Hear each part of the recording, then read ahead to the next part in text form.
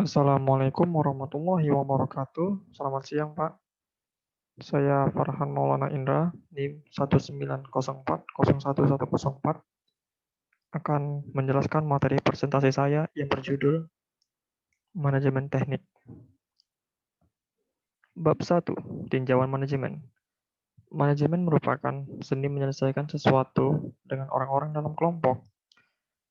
Di dalam manajemen memiliki 3 tingkatan. Yang pertama, manajemen puncak, manajemen tingkat menengah, dan manajemen tingkat bawah. Dalam manajemen, yang memiliki otoritas paling tinggi adalah manajemen puncak. Fungsi manajemen. Fungsi manajemen yaitu perencanaan, pengorganisasian, kepegawaian, mengarahkan, dan mengontrol. Manajemen digambarkan sebagai proses sosial yang melibatkan tanggung jawab untuk perencanaan dan pengaturan ekonomi yang efektif dari suatu perusahaan. Peran manajer. Manajer memiliki peran yaitu interpersonal sebagai informasi dan pengambilan keputusan. Dalam interpersonal memiliki cabangnya lagi yaitu pemimpin, kepala gambar, dan penghubung. Dalam informasi yaitu monitor, penyebar, dan juru bicara perusahaan. Dalam pengambilan keputusan menjadi seorang pengusaha, negosiator, resource allocator, dan disturbance handler. Evolusi pemikiran manajemen. Pendekatan manajemen yaitu sebagai hasil dari mengklasifikasikan banyak informasi tentang studi manajemen. Beberapa pendekatan manajemen yaitu yang pertama, pendekatan klasik, pendekatan secara perilaku, pendekatan kuantitatif, pendekatan sistem, dan pendekatan kontingensi. Kebanyakan studi formal tentang manajemen merupakan fenomena atau kejadian dari abad-abad ke-20. Feiler and Taylor. Feiler and Taylor merupakan dua orang ahli dalam ilmu manajemen. Manajemen ilmiah Fayol. Fayol merupakan orang pertama yang menekankan pendekatan ilmiah untuk tugas mengelola perusahaan. Metode ilmiah terdiri dari pengamatan, pengukuran, eksperimen, dan inferensi yang bertujuan untuk mencapai efisiensi yang lebih tinggi.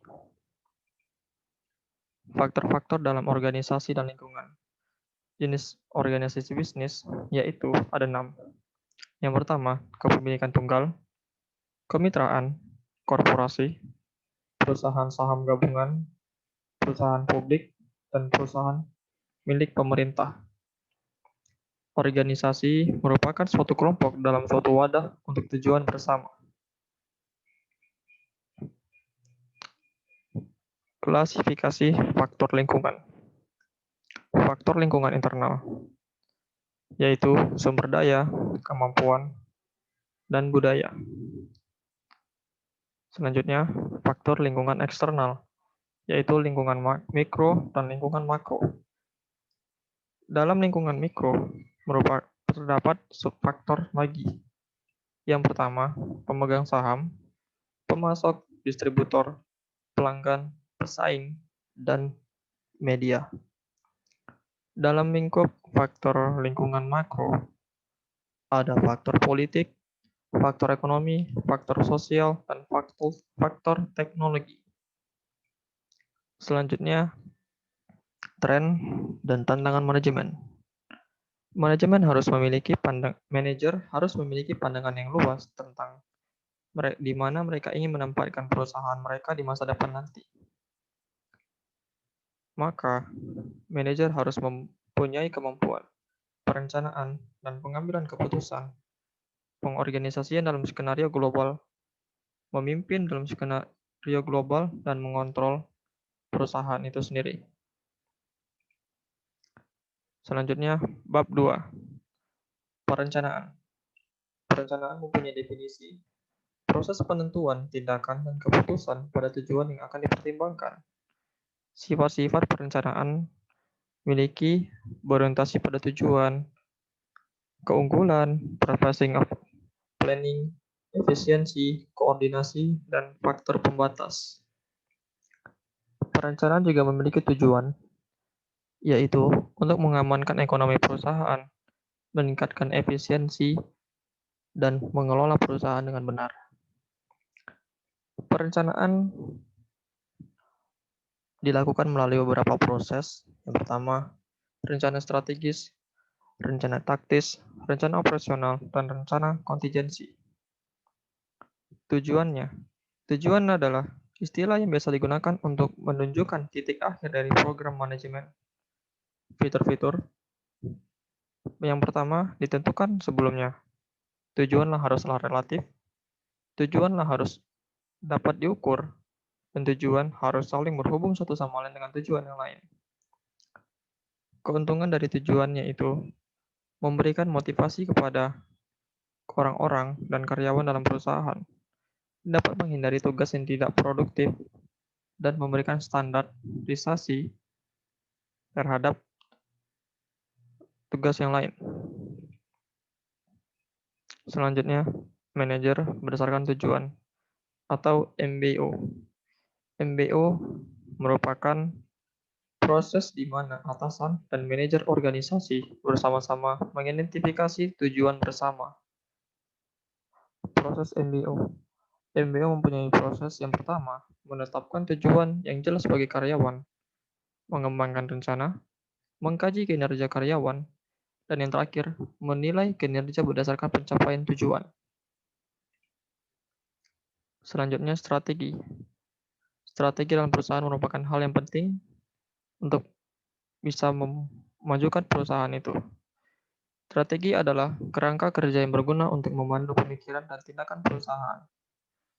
Karakteristiknya yaitu alat untuk mencapai tujuan dan bukanlah tujuan itu sendiri. Kombinasi beberapa faktor yang memutuskan adalah manajemen tingkat puncak atau manajemen yang tingkatan paling atas.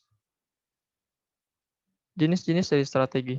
Strategi memiliki 3 jenis. Yang pertama, strategi kepemimpinan biaya, strategi diferensiasi, dan yang terakhir, strategi fokus. Selanjutnya, pengambilan keputusan. Karakteristik dari pengambilan keputusan. Yang pertama, menyiratkan banyak pilihan atau banyak alternatif untuk dipilih. Berorientasi pada tujuan, rasional, dan bebas untuk memilih pilihannya.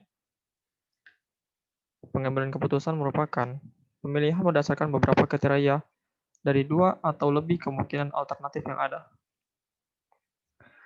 Jenis-jenis dari keputusan.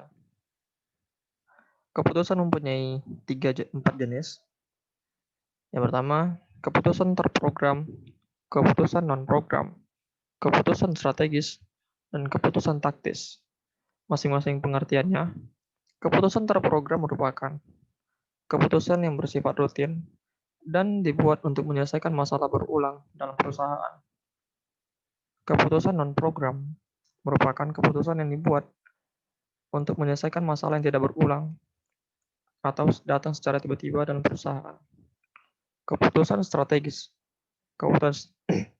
Keputusan strategis bersifat penting karena mengatur sumber daya dalam perusahaan. Selanjutnya, keputusan taktis bersifat rutin dan berulang, berasal dari keputusan strategis. Selanjutnya, model pengambilan keputusan rasional dan pengambilan keputusan dari berbagai kondisi. Pengambilan keputusan rasional memiliki 4 kriteria. Yang pertama, menentukan masalah, identifikasi kriterianya, menghasilkan keputusan alternatif, dan hitung keputusan optimal. Pengambilan keputusan berbagai kondisi memiliki 3 faktor. Yang pertama adalah 1. Kepastian, 2. Ketidakpastian, dan yang terakhir adalah resiko. Selanjutnya, bab 3, mengorganisasi. Organisasi merupakan pengelompokan kegiatan yang diperlukan untuk mencapai tujuan dan rencana. Karakteristiknya yang pertama, divisi kerja, memiliki koordinasi, pluralitas orang, dan memiliki tujuan umum. Selanjutnya, keuntungan dari penataan. Yang pertama, peningkatan efisiensi manajerial. Yang kedua, pemanfaatan sumber daya yang tepat dan tidak memboros. Yang ketiga, memfasilitasi koordinasi. Selanjutnya, proses penataan.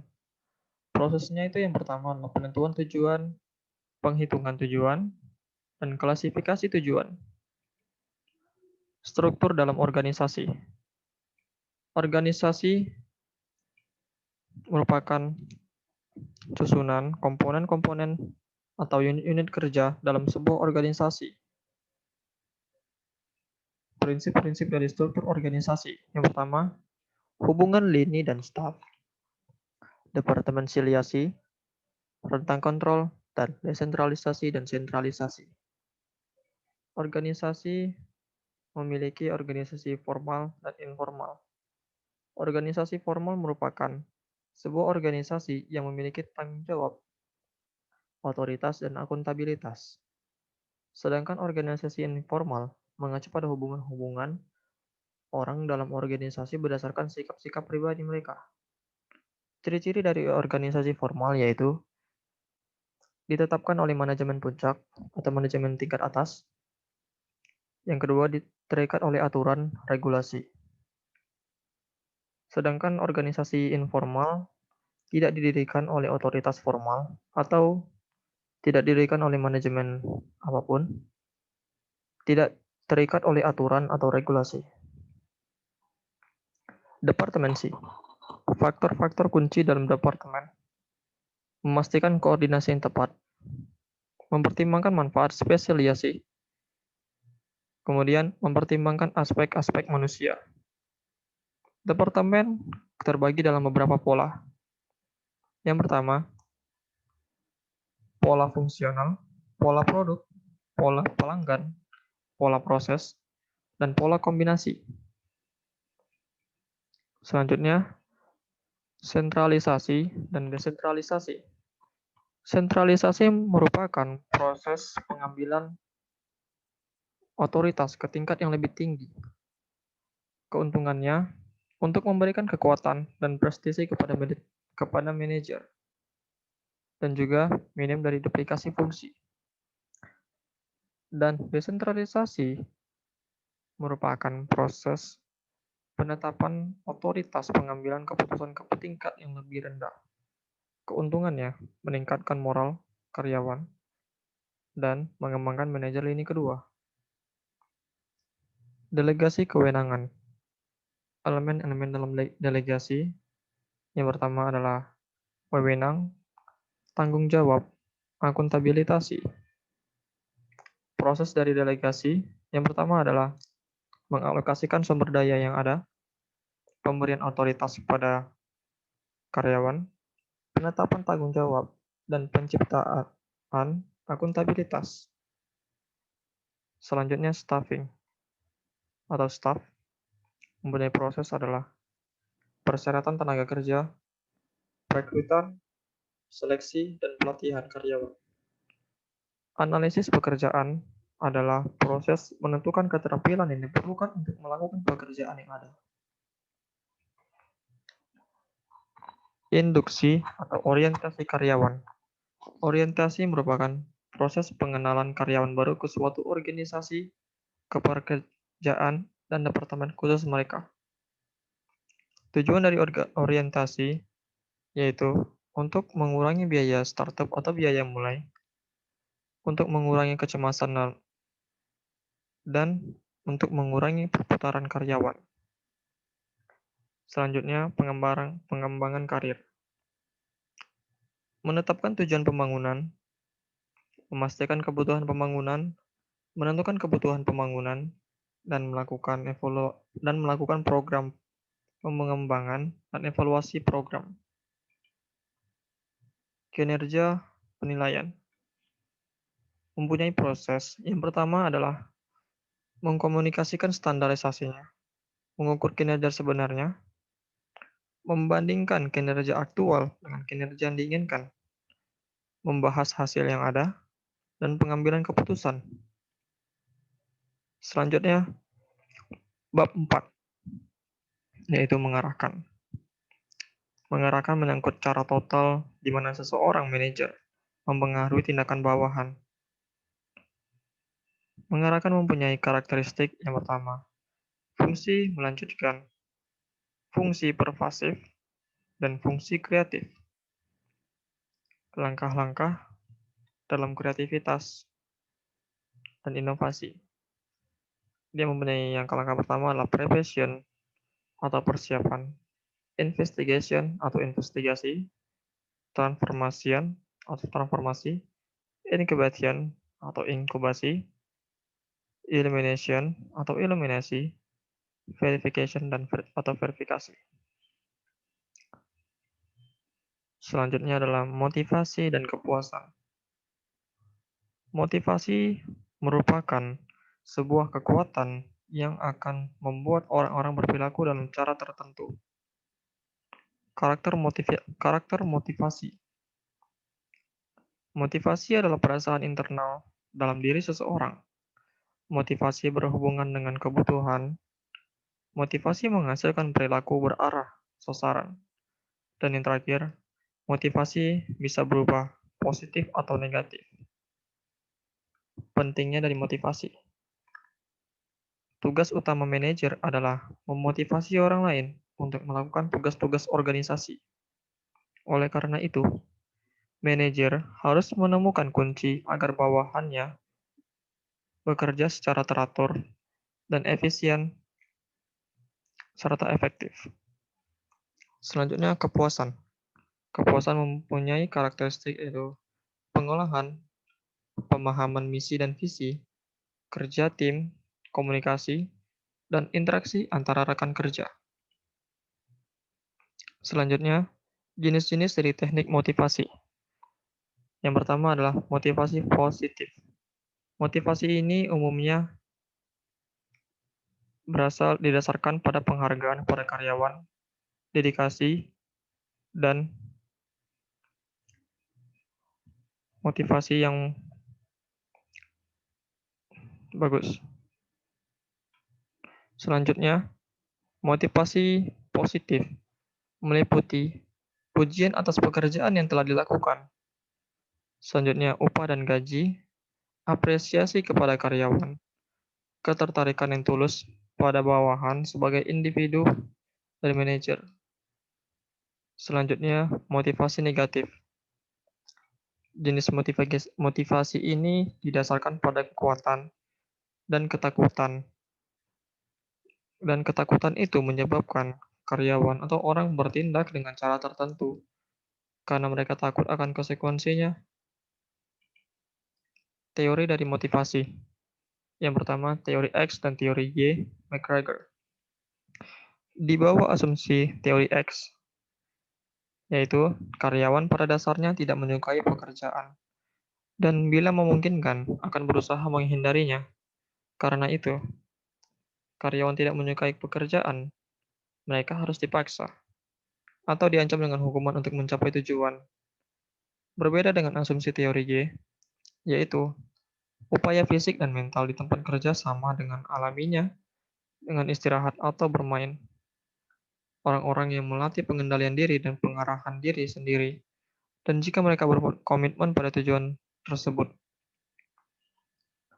Selanjutnya, teori harapan Viktor Fromm,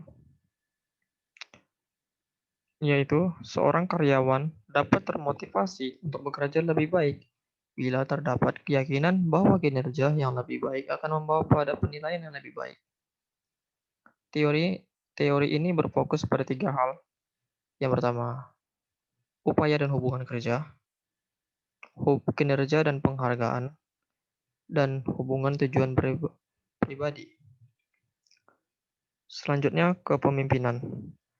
Kepemimpinan dapat diartikan sebagai pengaruh orang lain dalam hal bekerja untuk mencapai tujuan yang telah ditentukan. Gaya autokratis merupakan gaya kepemimpinan yang mempertahankan kekuasaan dan otoritas. Gaya demokratis merupakan pembagian tanggung jawab, delegasi, dan konsultasi. Yang terakhir adalah gaya laissez-faire, yaitu pemimpin yang meninggalkan karyawannya atau lepas tangan untuk melakukan pekerjaan mereka. Selanjutnya, teori-teori dalam kepemimpinan. Yang pertama, teori perilaku. Memiliki asumsi yang pertama, pemimpin bisa dibuat, bukan dilahirkan. Kepemimpinan yang sukses didasarkan pada perilaku yang dapat ditentukan dan dipelajari. Teori perilaku memiliki definisi, yaitu kepemimpinan tidak mencari sifat atau kemampuan bawaan. Sebaiknya, mereka melihat apa yang sebenarnya dilakukan oleh para pemimpin. Selanjutnya, teori kepemimpinan situasional memiliki asumsi tindakan terbaik dari seorang pemimpin bergantung pada berbagai faktor situasional.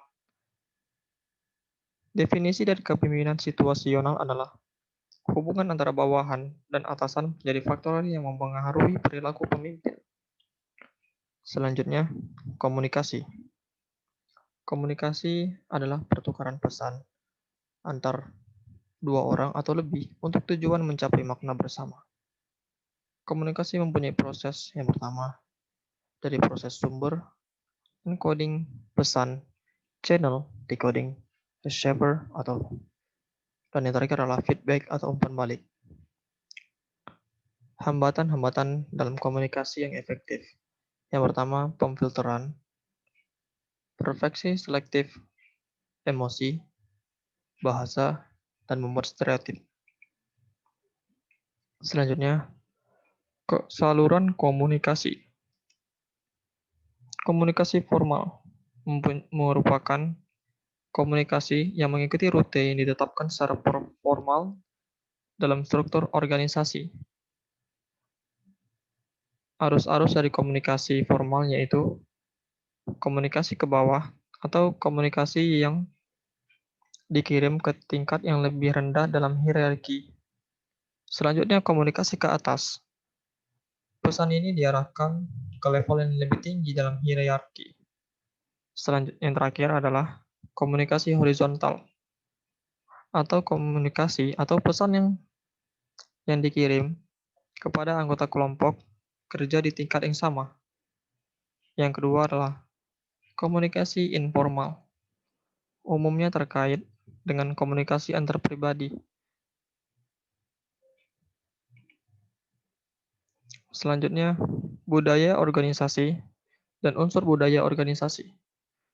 Organisasi mempunyai budaya yang merupakan suatu gagasan dalam bidang kajian dan manajemen organisasi yang menggambarkan psikologi, sikap, pengalaman, keyakinan, dan nilai pribadi dan budaya dalam suatu organisasi. Unsur-unsurnya yang pertama adalah cerita, ritual dan rutinitas, simbol, struktur organisasi, sistem pengendalian, dan struktur kekuasaan. Dalam budaya organisasi mempunyai dua jenis. Yang pertama, kecepatan umpan balik dan tingkat resiko. Yang terakhir adalah mengelola keanekaragaman budaya. Dalam mengelolanya, harus memberi contoh yang baik, berkomunikasi secara tertulis, program pelatihan, dan mengenali perbedaan individu masing-masing. Selanjutnya adalah bab 4 atau pengendalian. Pengendalian merupakan proses di mana manajer memastikan bahwa aktivitas aktual sesuai dengan aktivitas yang direncanakan. Sifat dan tujuan dari pengendalian ini adalah fungsi penting dari manajemen, proses yang berkelanjutan, dan sistem yang terintegrasi dalam proses-prosesnya. Proses-proses kontrol. Yang pertama adalah pembentukan standar, pengukuran kinerja, membandingkan kinerja terukur dengan standar yang dinyatakan, dan yang terakhir adalah mengambil tindakan korektif. Pembentukan standar merupakan tolak ukur di mana pengendalian harus direvisi. Pengukuran kinerja merupakan pandangan ke depan sehingga penyimpangan dapat dideteksi terlebih dahulu sebelum terjadi. Selanjutnya, hambatan untuk pengendalian. Hambatan untuk pengendalian memiliki dua hal. Yang pertama, kegiatan pengendalian dapat mendorong pemalsuan laporan. Aktivitas pengendalian dapat menyebabkan perspektif anggota organisasi menjadi terlalu sempit untuk kebaikan organisasi itu sendiri. Jenis-jenis dari sistem kontrol. Jenisnya ada 3. Yang pertama, kontrol maju umpan. Yang kedua, kontrol bersamaan. Dan yang terakhir adalah kontrol umpan balik. Selanjutnya, kontrol dari anggaran yang memiliki tujuan untuk menentukan tujuan yang akan dicapai selama periode anggaran. Kegiatannya adalah menentukan ragam kegiatan yang harus dilakukan untuk pencapaiannya. Selanjutnya, rencana merupakan penyusunan rencana operasi yang berkenaan dengan masing-masing kelas kegiatan. Teknik-teknik dalam pengendalian anggaran. Yang pertama adalah jenis-jenis anggaran. Jenis-jenis anggaran yang pertama adalah anggaran pendapatan beban. Yang kedua, anggaran waktu, uang, material, dan produk. Yang ketiga, anggaran belanja modal. Yang keempat, anggaran tunai. Dan yang kelima, anggaran variabel. Dan yang terakhir adalah anggaran berbasis nol. Teknik-teknik dari pengendalian non-anggaran. Mempunyai yang pertama adalah data statistik dan analisis tingkat titik impas. Dari data statistik merupakan analisis dari aspek-aspek yang tak terhitung, banyaknya dari operasi bisnis, dan penyajian data statistik yang bersifat historis atau perakiraan. Yang selanjutnya adalah analisis titik impas, menggambarkan hubungan penjualan dan pengeluaran untuk menunjukkan berapa pendapatan volume sebenarnya untuk menutupi pengeluaran. Selanjutnya adalah produktivitas. Produktivitas itu mengacu pada rasio antara keluaran dari produksi dengan masukan atau pemasukan. Produktivitas fisik merupakan rasio jumlah produk dengan sumber daya yang dikonsumsi. Selanjutnya, produktivitas fungsional merupakan rasio dari jumlah fungsionalitas yang dikirimkan ke sumber daya yang dikonsumsi. Yang terakhir adalah produktivitas ekonomi, merupakan rasio dari nilai produk yang diproduksi dengan biaya sumber daya yang digunakan untuk memproduksi bahan atau memproduksi produk. Selanjutnya, pengendalian biaya. Proses-proses dari pengendalian biaya yaitu menetapkan norma berfungsi sebagai tolak ukur untuk mencapai tujuan akhir. Selanjutnya, penilaian yaitu memastikan tingkat pemanfaatan manusia, mesin, atau material. Yang terakhir adalah tindakan korektif, merupakan varians yang ditinjau, dan langkah-langkah perbaikan atau revisi target. Selanjutnya, kontrol-kontrol dalam pembelian.